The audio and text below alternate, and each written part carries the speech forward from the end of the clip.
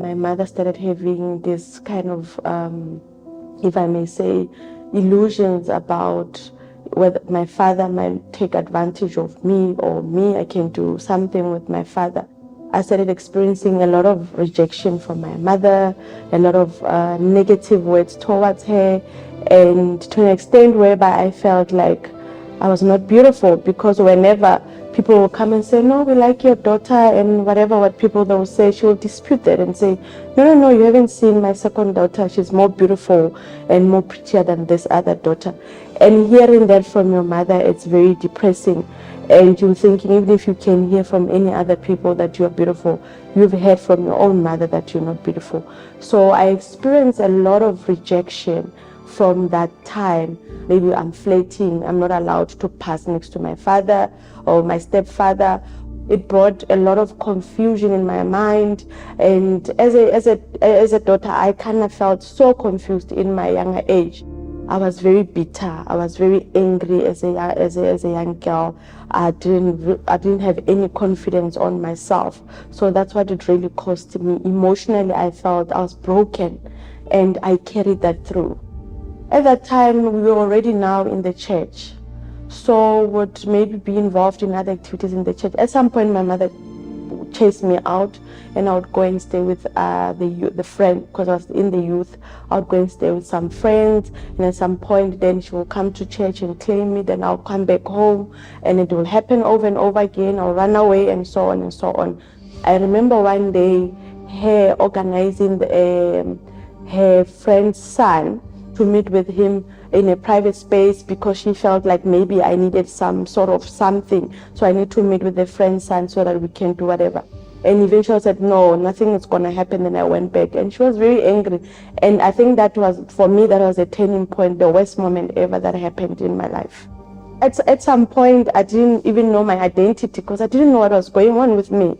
You know, I thought, maybe there's something wrong with me. Maybe there's a certain way that I'm acting that is confusing my mother. Because I will be beaten as well. She'll beat me, depending on what will happen at that time. She'll beat me very hard, because my mother at some point will tell my sister to join her in and beat me up. I'll go to church. When I arrive at the church, they will tell me, no, it's fine, forgive her, and things will be fine. After getting baptized in the water in the church, I decided that I'm going to obviously forgive my mother and forgive myself and forgive even my siblings. I forgave her. I stopped looking for the affirmation of her love, but things were not getting better, because eventually I got a job. She would curse me more. She will belittle me more. So it has come to a point now in the church, I'm like, I think now I need to stop chasing after the love of my mother that I am so looking for, but I'm not getting it.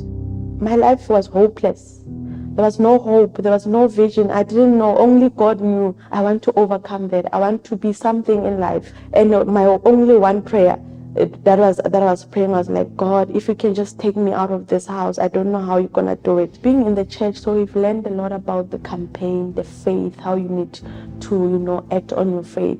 Me and a friend of mine in the church. So we decided we're going to participate in the campaign of Israel. I didn't have anything, and a friend of mine didn't have anything as well.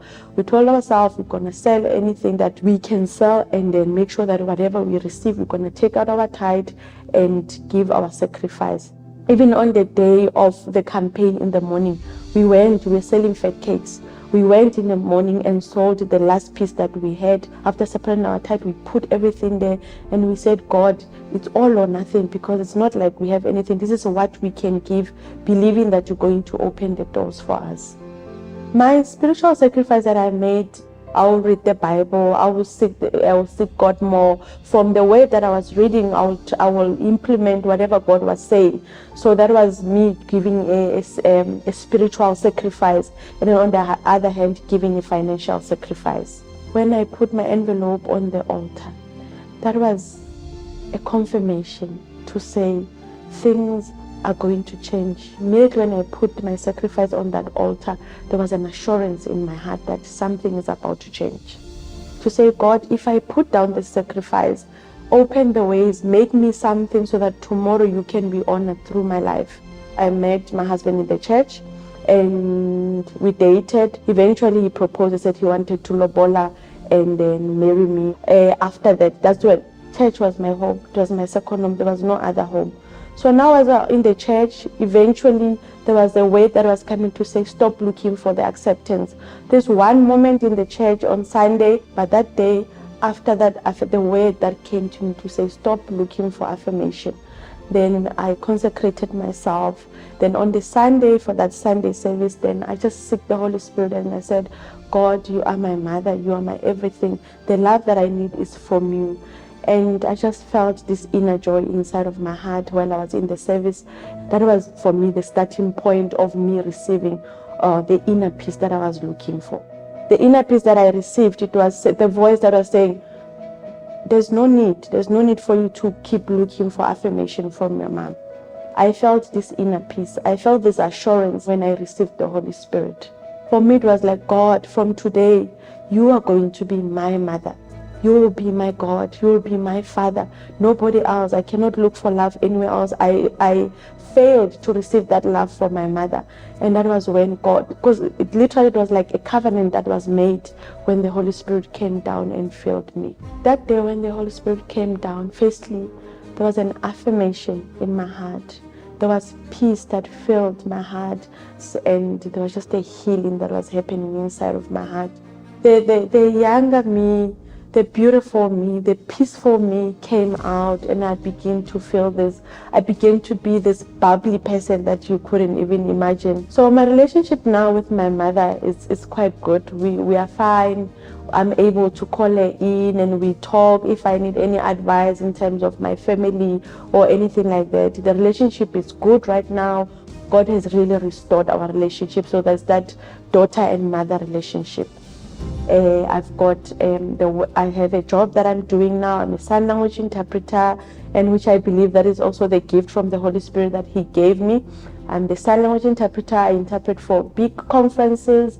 I do interpret on national TV, and you know, God has been so great. And with the sign language interpreting, as I said, is a gift. How I've grown as learned the language and how I've grown through my career, I think it was just only God and His miracles. I had also asked the Holy Spirit, I'm like, Holy Spirit, I also want to study further, because at that time I couldn't study further.